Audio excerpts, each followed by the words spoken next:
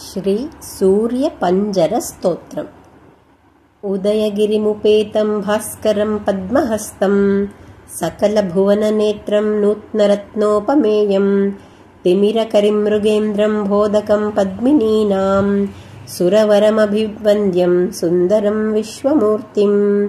ॐ शिखायां भास्कराय नमः, ललाटे सूर्याय नमः, भ्रूमध्ये भानवे नमः, कर्णयोः दिवाकराय नमः, नासिकायां भानवे नमः, नेत्रायो सवित्रे नमः, मुखे भास्कराय नमः, ओष्ठयो पर्जन्याय नमः, पादयो प्रभाकराय नमः।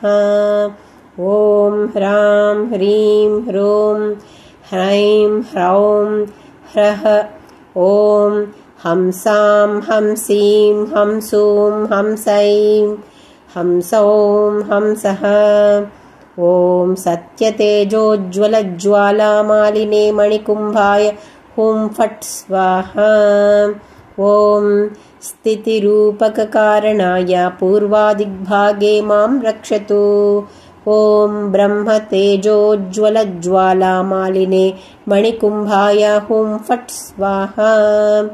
ॐ तारकब्रह्मरूपाय परयन्त्र परमन्त्र सर्वोपद्रवनाशनार्थं दक्षिणदिग्भागे मां रक्षतु।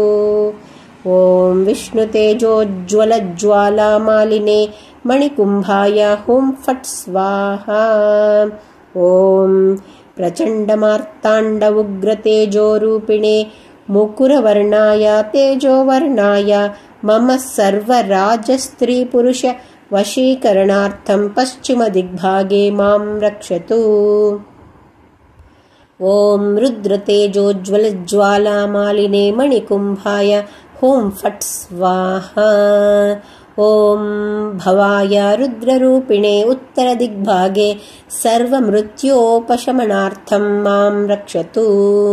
ॐ अग्नितेजोज्ज्वलज्वालामालिने मणिकुम्भाय हुं फट् स्वाहा। ॐ तिमिरतेजसे सर्वरोगनिवारणाय ऊर्ध्वदिग्भागे मां रक्षतु।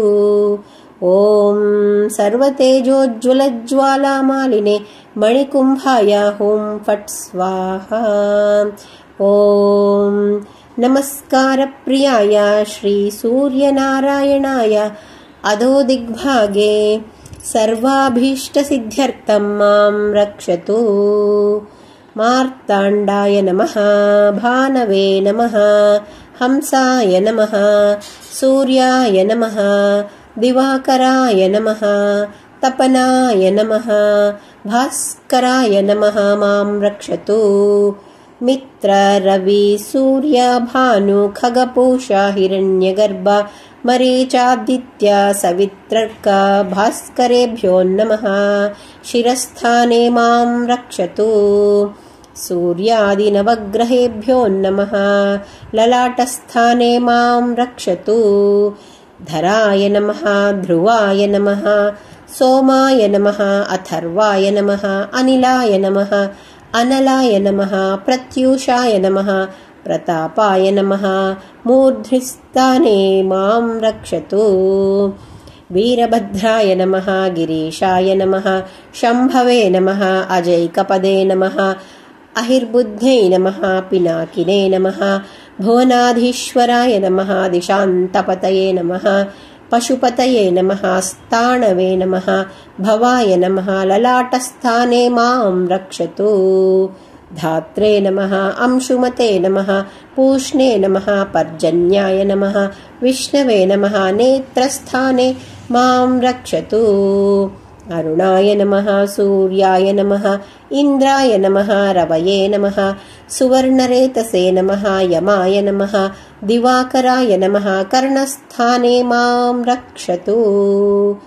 असिताङ्गभैरवाय नमः, रुरुभैरवाय नमः, चण्डभैरवाय नमः, क्रोधभैरवाय नमः, उन्मत्तभैरवाय नमः, भीषणभैरवाय नमः, कालभैरवाय नमः, संहारभैरवाय नमः। मुखस्थाने मां रक्षतु। ब्राह्म्यै नमः महेश्वर्यै नमः कौमार्यै नमः वैष्णवै नमः वाराह्यै नमः इन्द्राण्यै नमः चामुण्डायै नमः कण्ठस्थाने मां रक्षतु इन्द्राय नमः अग्नये नमः यमाय नमः निरुक्तये नमः वरुणाय नमः वायवे नमः कुबेराय नमः ईशानाय नमः बाहुस्थाने मां रक्षतु मेषादि12 राशिभ्यो नमः हृदयस्थाने मां रक्षतु वज्रायुधाय नमः शक्त्यायुधाय नमः दण्डायुधाय नमः खड्गायुधाय नमः पाशायुधाय नमः अंकुशायुधाय नमः गदायुधाय नमः त्रिशूलायुधाय नमः पद्मयुधाय नमः चक्रयुधाय नमः कटिस्थाने मां रक्षतु मित्राय नमः दक्षिणहस्ते मां रक्षतु रवये नमः वामहस्ते मां रक्षतु सूर्याय नमः हृदये मां रक्षतु भानवे नमः मूर्धिस्थाने मां रक्षतु खगाय नमः दक्षिणपादे मां रक्षतु पूष्णे नमः वामपादे मां रक्षतु हिरण्यगर्भाय नमः नाभिस्थाने मां रक्षतु मरीचये नमः कण्ठस्थाने मां रक्षतु आदित्याय नमः दक्षिणचक्षुषी मां रक्षतु